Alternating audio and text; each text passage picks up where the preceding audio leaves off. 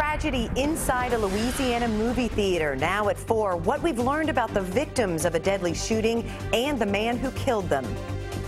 We have made it to the final weekend for the month of July, and the weather looks pretty good for now, but I do have some big-time changes in the 7-day forecast just ahead.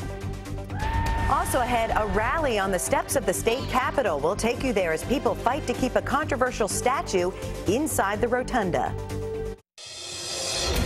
Tracking, alerting, protecting. This is WKYT News at 4. Good afternoon, I'm Jennifer Palumbo. The final weekend of July is off to a dry and sunny start. You're looking live at Center Point in downtown Lexington, where it's 84 degrees right now. Chief Meteorologist Chris Bailey has a first look at the forecast, and Chris, the weekend looks good. Yeah, it does, especially the start of the weekend. Deeper we get in there, Jennifer, the better the chance for at least a scattered shower or thunderstorm that will come calling across parts of the area. But we look outside right now, and it is mainly a big blue sky over top of Lexington and really most of central and eastern Kentucky. We will take that. You got the green grass of Kentucky with all the summer and spring rains, that blue sky over top of us. That makes for an excellent look.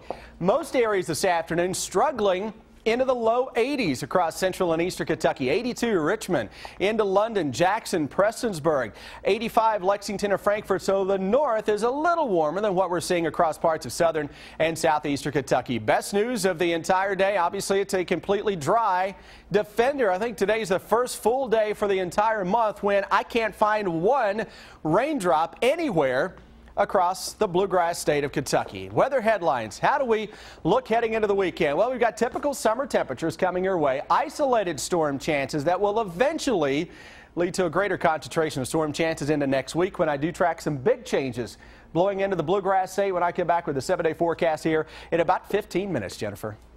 Thank you, Chris. A gunman opened fire in a movie theater last night in Lafayette, Louisiana, killing 2 women before turning the gun on himself. As police search for answers in this tragedy, the community struggles to move forward. Karen Kaifa has the latest in the investigation. It's our top story at 4. Moviegoers in Lafayette, Louisiana gathered to see a comedy Thursday night, but the evening ended in tragedy instead. We were like, wow, this is crazy. We were all in shock about what was happening. Police say 59-year-old John Russell Hauser opened fire, killing 21-year-old Macy Bro and 33-year-old Jillian Johnson and wounding 9 others. They say Hauser then tried to escape but turned the gun on himself when he saw police coming. Active duty officers who happened to be at the theater were called to action when the fire alarm was pulled. Law enforcement are now trying to figure out a possible motive. We've got to put these things together and try to find some type of closure for that family, for this community, for the men and women that worked in that theater. Police describe Hauser as a drifter from Alabama who'd become estranged from his family and had only been in Lafayette since July. Officials in Alabama tell CNN he was treated for mental health issues from 2008 to 2009. His hotel room, where police found several disguises, is now at the center of the investigation. Why was he living in a Motel 8? Why did he have wigs in there and glasses and all those types of things? While law enforcement continue to search for answers, the community mourns the victims. Let's give these families all the love and thoughts and prayers we can. That's what we need right now the most. And begins the slow process of recovery. Our community is actually healing as we speak. The resiliency of Lafayette is being shown immediately.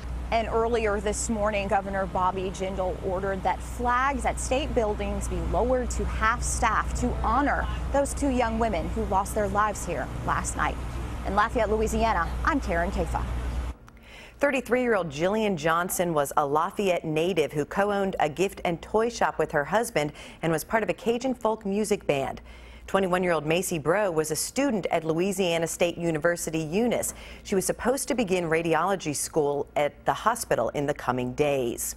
And Amy Schumer, who wrote and starred in the comedy Trainwreck, took to Twitter to share her condolences, saying, "My heart is broken and all my thoughts and prayers are with everyone in Louisiana." Today, dozens of people rallied at the state capitol about the placement of a controversial statue. They're protesting the removal of the Jefferson Davis statue from the rotunda. The Sons of Confederate Veterans sponsored the rally. As WKYT's Kristen Kennedy tells us, they also started an online petition to ask the governor to keep the statue where it is. About 100 men and women from Kentucky and surrounding states were here on the steps of the Capitol protesting the possible removal of the Jefferson Davis statue. The group's Sons of Confederate Veterans stirred up support Friday afternoon to keep the Jefferson Davis statue in a corner of the rotunda near 4 other statues of leaders from Kentucky. Jefferson Davis was born in Kentucky and is best known as the first and last president of the Confederate States of America. Lately, many state and local leaders have been reviewing the presence of Civil War statues and markers. The state's Historic Properties Commission is no exception. People want the commission to listen before making a decision whether to remove the statue. It needs to stay right in there because he was a great Kentuckian.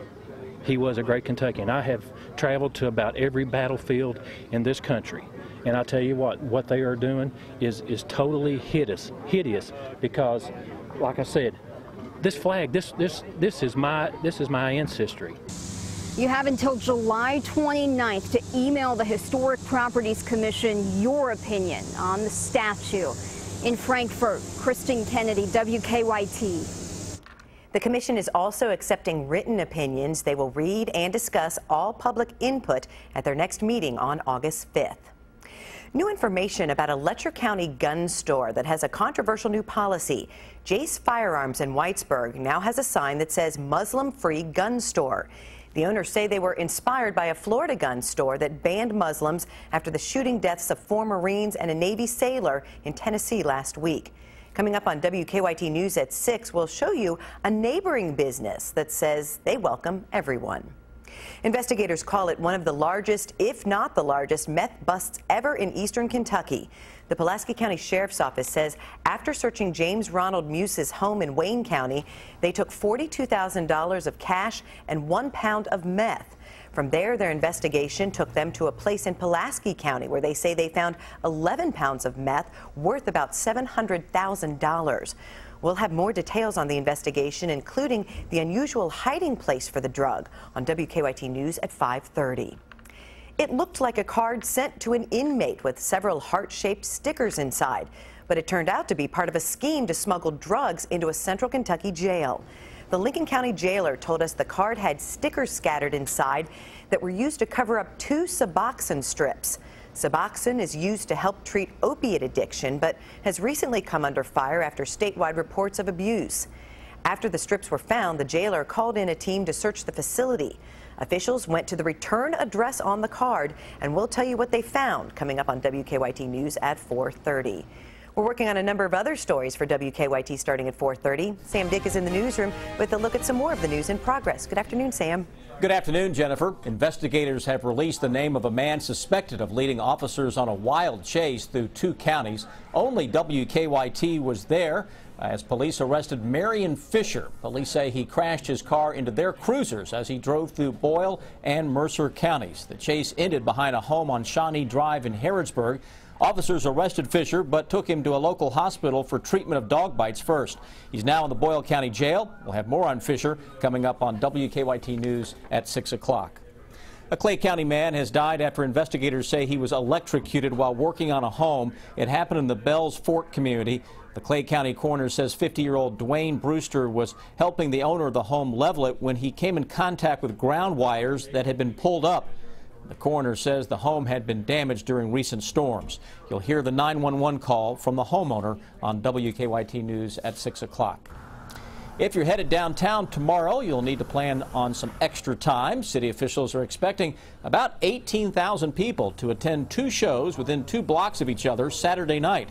The Eagles will be playing at Rupp Arena as part of their History of the Eagles tour. And then 2 blocks up the street is the production of 42nd Street at the Lexington Opera House. Both shows start at 8 o'clock.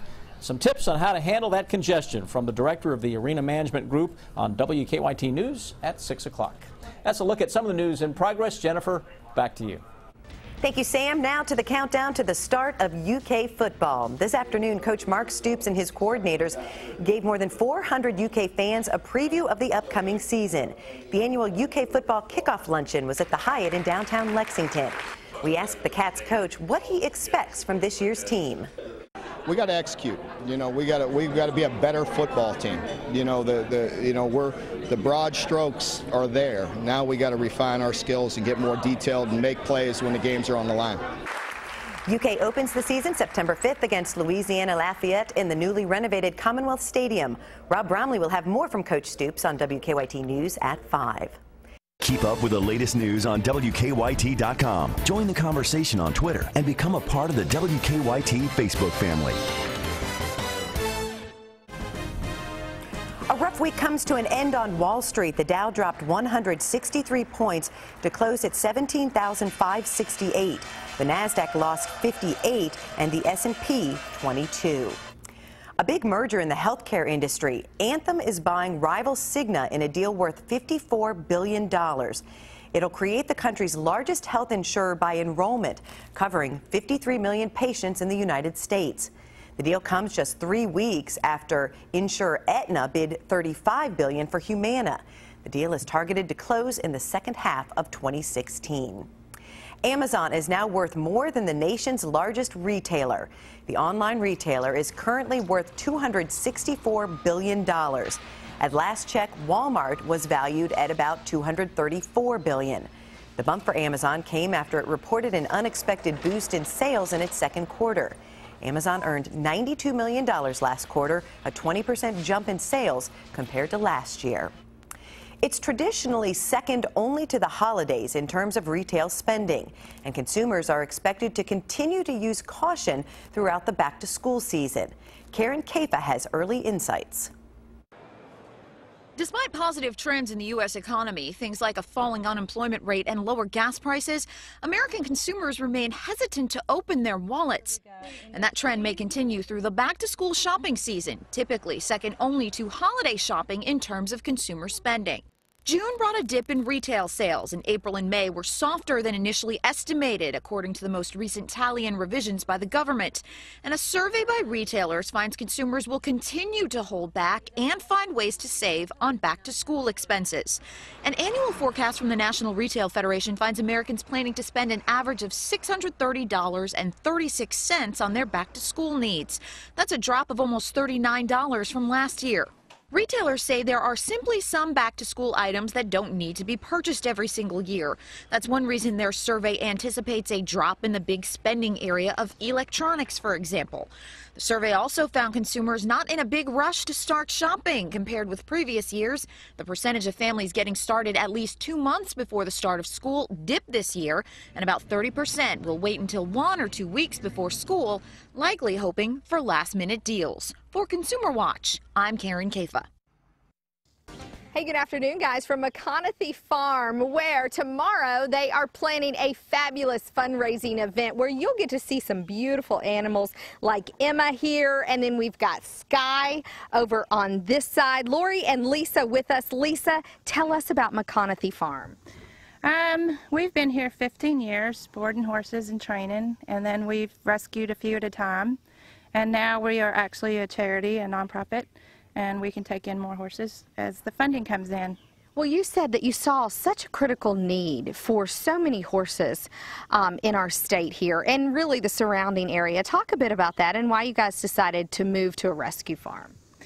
Well, there is a list. We have a list that's longer than our spots available right now. And when you have horses your whole life, there's a network of people that all talk to each other, and they contact us when they know of one that's in need of rescue, and that's how it works. We get them a new home. Well, you said Emma is a surrender horse, and I love your story that the lady who had Emma just couldn't take care of her in the snow. And the winter was just tough, and she couldn't get to her to keep her fed and watered, so they sent an owner surrender. So now she belongs to our rescue, and we'll keep her. All right, Lori, you tell us about Sky here. This is actually Blue Sky. Blue Sky is 20-plus-year-old draft horse. When he came to us, he was 500 pounds underweight. He had lots of bite marks on him from other horses that were infected and had to be taken care of. When we actually went to get him, it was so funny because he hopped on our trailer like, "Take me away, take me away." Well, he knew he was headed to a good place. Oh, yes, he did. Oh, yes, he did. All right, great event going on tomorrow. Coming up at 4:50, we're going to tell you about this fundraiser, and here's how it works. It's a free event. All you got to do is come out and be a part of the fun silent auction, bands, all kinds of great things happening, and you too can help horses like the ones you've just met. We'll tell you more about that, and we may even hop on a horse when we return here at 4:50. I'm Deanne Stevens, out and about at McConaughey Farm. Back to you guys. It's time for better living, health, education, and consumer news that impacts your life. There's a new product on the market that consumer advocates say could save lives. It's new technology to alert parents before they accidentally leave their children in a hot car. It's called the EvenFlow Advanced Sensor Safe Embrace Infant Seat. It uses a wireless receiver that plugs into a car's onboard diagnostic port, then syncs with a chest clip that goes around the baby. If the car is turned off and the chest clip is still buckled, a series of tones will alert the driver. The product, which will retail for about $150, will be sold only at Walmart. Researchers in England say the more active and well-off you are over the age of 50, the more your risk of harmful drinking. Doctors studied 9,000 people and found those in better health with higher incomes and educations are more likely to drink at dangerous levels. Postmenopausal women taking estrogen-suppressing drugs are less likely to die from the most common form of breast cancer. That's according to researchers in Europe who tracked more than 30,000 women. Women taking aromatase inhibitors for 5 years cut their risk of death by 40%. New data suggests an impaired immune response may be why the elderly are more prone to the effects of the West Nile virus. Doctors in St. Louis say older lab mice had 20 times the virus levels in their brains than younger mice.